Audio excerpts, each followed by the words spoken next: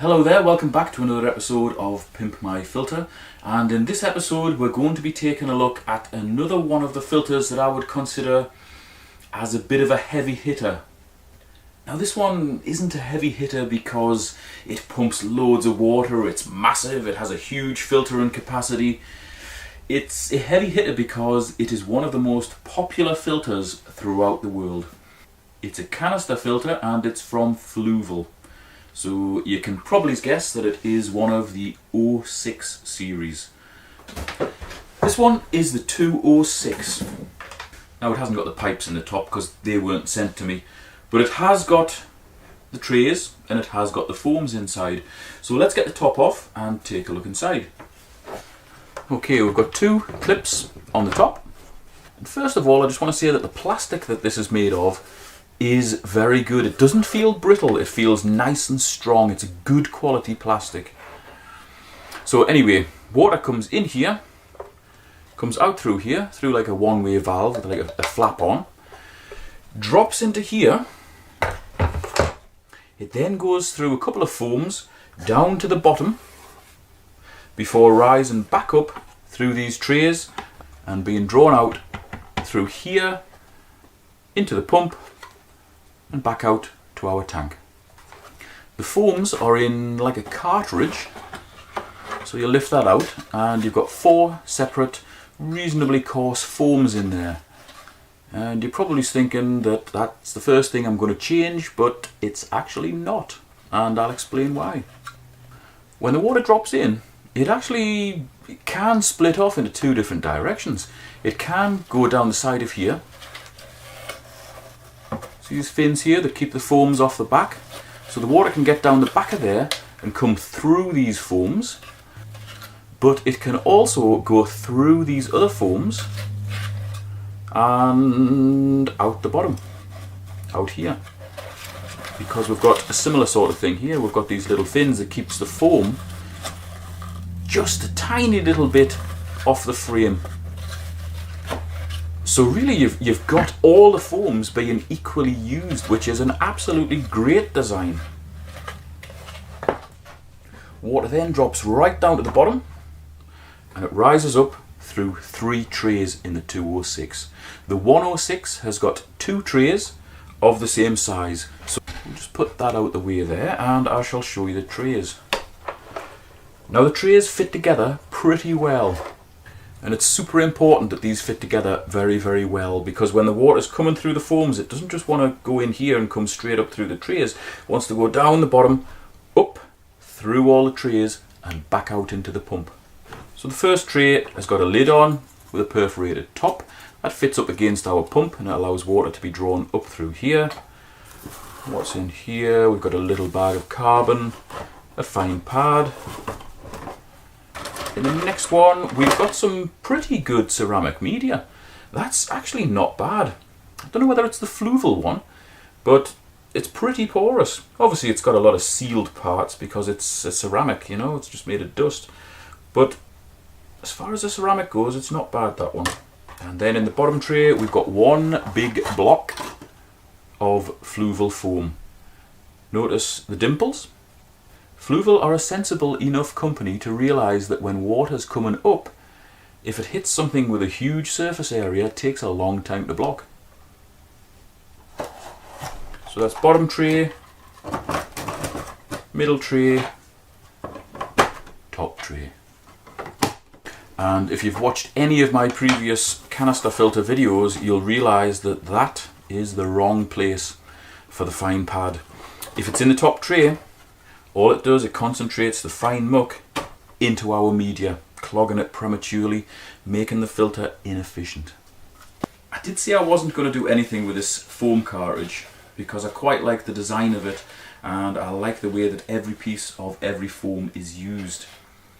But I will show you a different option for that later, once we've concentrated on the trays. So this carbon that came with it is wet. I don't know how long it's been in the filter, so it has to go out.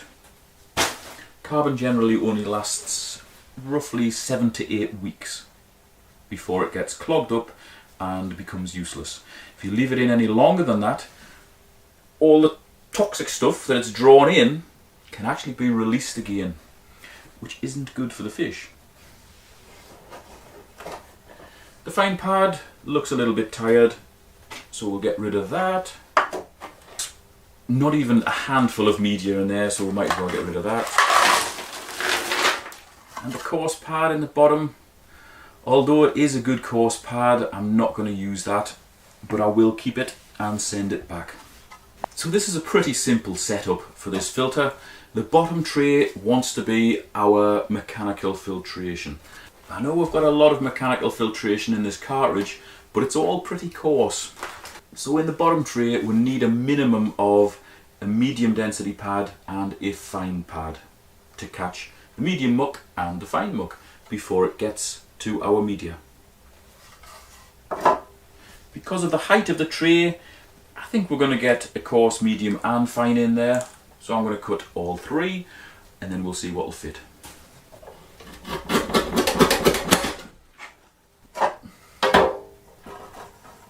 Spot on. Okay.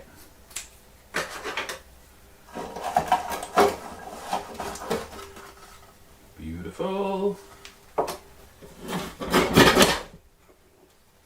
Now, people in the US keep asking me where you can get these bumpy foams. This one's the medium, the one I've just put in there is the coarse.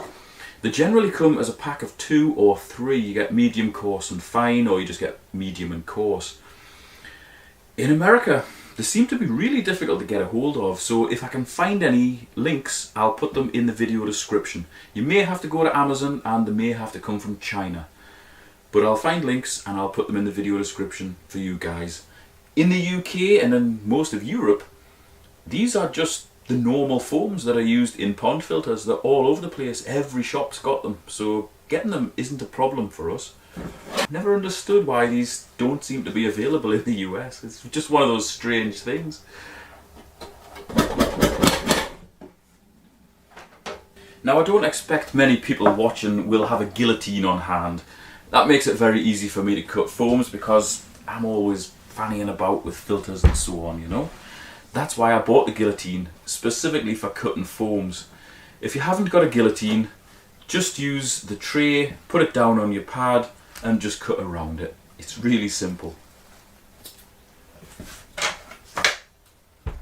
That's a spare that I can send down.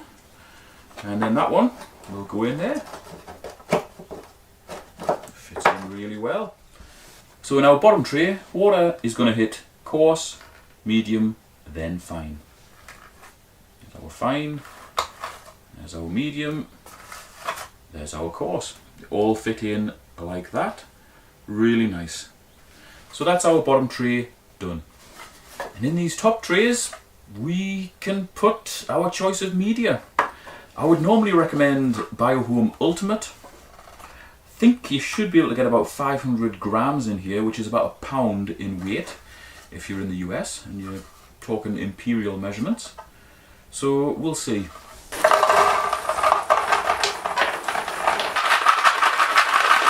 Yeah, that's not far off 500 grams. If you pack it in neatly, you would get 500 grams in there.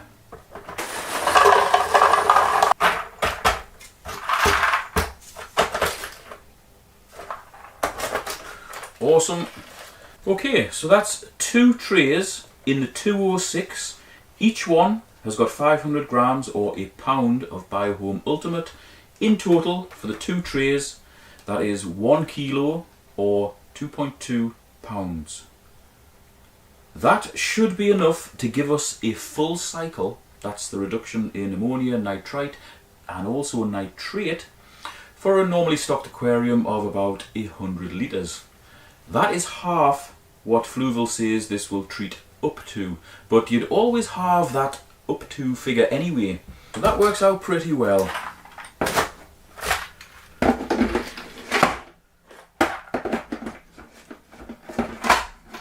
Drop those in, cartridge goes back in, and we've got a well set up, very efficient, hard working filter. But I'll show you what you could do with the foam section if you wanted to, and this is not essential. Now when we slot this into the canister, we do have a little bit of space on this side and a little bit less space on this side. Therefore we could get slightly thicker bumpy foams in. That's what I'm going to cut now. So because we've got 4 foams to go at, I think I'll cut 2 foams out of the coarse dimpled foam, and I'll cut 2 out of the medium density dimpled foam. See what they look like. I don't know whether that's actually going to improve this particular section, but it might give us a little bit more contact surface area. We'll see what they're like when they're in. As I say, this is not essential. Now they fit in there quite beautifully. Let's just take a close look at this. There is an argument that the water won't just fly past them, it'll actually get stuck in here a little bit and slowed down and diverted a bit. Will it settle the muck out better on these foams than it would on the Fluval ones? I don't know, I'm not sure. But it just shows that from ordinary pond foams you can easily cut replacement foams for your Fluval filters. They fit in there really, really nicely. That's okay. But if you just want to keep the Fluval foams, by all means just keep the Fluval foams. I don't think performance wise there's going to be much difference between using these ones and those ones. But you can get replacements from ordinary sheets of foams that were designed for pond filters.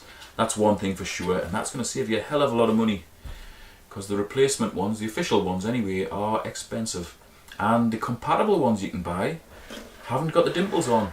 So yeah, it might be an improvement. Just give you a look inside to show you how I've done that. Now these foams are a little bit thicker than the Fluval ones, so they do pack it out a little bit more. But here we've got the medium density, and here we've got the coarse ones.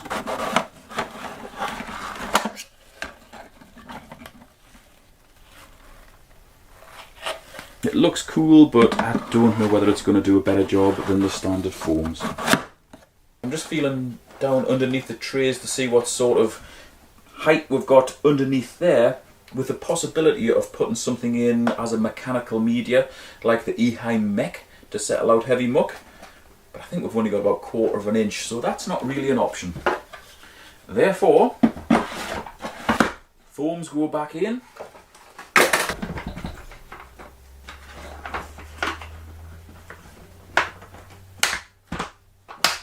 Top goes back on. And that's another filter fully pimped. Right, just a few notes about what size of filter you would need for a normally stocked tank if you were expecting to see full cycle filtration. And these figures will relate to the 06 series and the 05 series. Not sure about earlier versions, but certainly the 05s and the 06s will be applicable here. Now, in all of these filters you would sacrifice the bottom tray for foams and your fine pad. So I'm just going to say how many trays are available for media.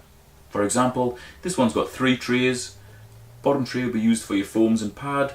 That leaves 2 trays for media. So we'll start with a 106. 106 has got 1 available tray for media.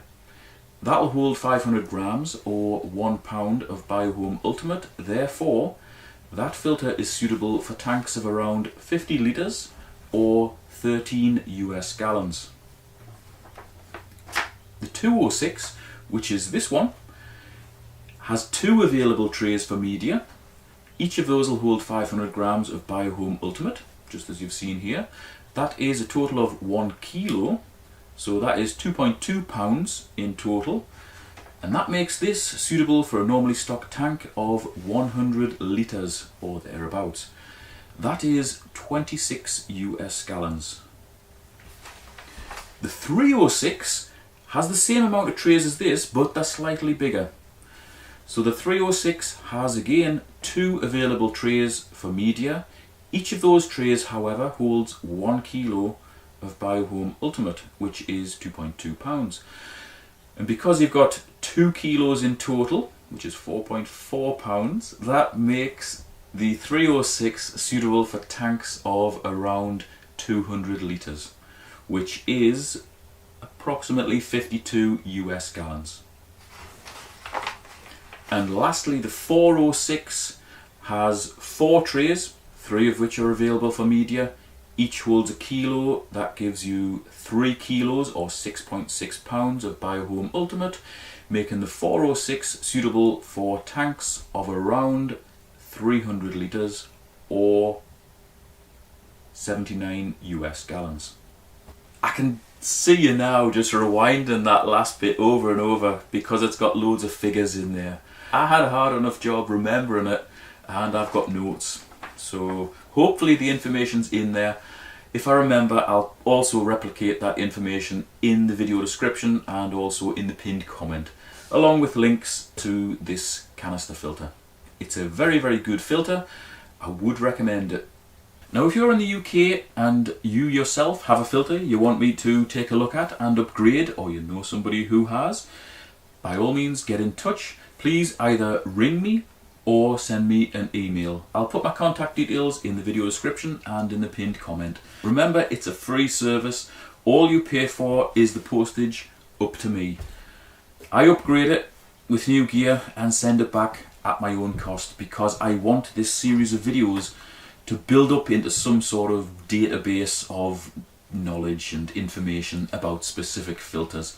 I know they're not going to get millions and millions of views, but that's not what it's about. It's about people putting specific search terms into Google or other search engines. Say they're searching for Fluval 206 setup, for example. Hopefully one of my videos on these filters would come up. They'd be able to go, all right, okay, so that's exactly how that filter works, and this is what I can do to improve the situation. And hopefully they can also learn the limitations of the filters. So if they've got one of these on a 200 litre heavily stocked tank and it's struggling, the fish aren't doing well, nitrates are through the roof, they know why. When a filter is sized properly and set up properly, there's no reason why you shouldn't get a full cycle. And remember, when I'm quoting these figures, I'm quoting figures for a normally stocked tank. If you have a heavily stocked tank, you can halve those figures. So for instance, the 206 I said was suitable for a tank of around 100 litres. That's a normally stocked tank. If you had a heavily stocked tank, you could halve that again. So in essence, a filter that's marketed for up to 200 litres would be halved down and then halved again. So really it's suitable for a heavily stocked tank of 50 litres, which might sound like absolute overkill, but remember we're talking about full cycle filtration.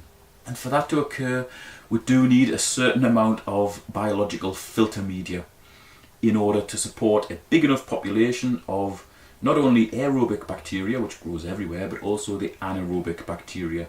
That's a key to the full cycle. So that's it. That's the 206.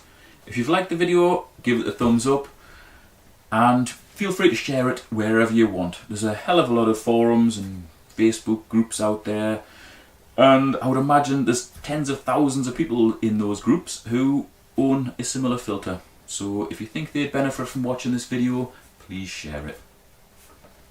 See you next time.